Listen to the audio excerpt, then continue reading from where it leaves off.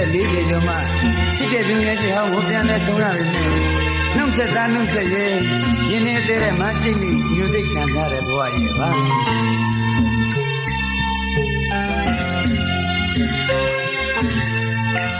မဆောင်ရင်တော့ရင်လဲနေပါစေဒီတက်တက်မတွေ့ရင်တော့ရင်လဲနေပါစေဒီတဘဝအခုတော့ဒီလိုမဟုတ်ပါပဲ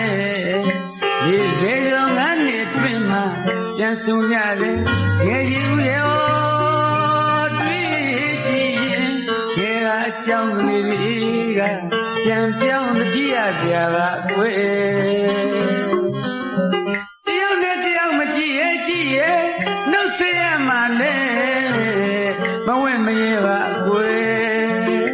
ဒီရွယ်ဆိုရတော့ချိန်နေသိနေနေရတာက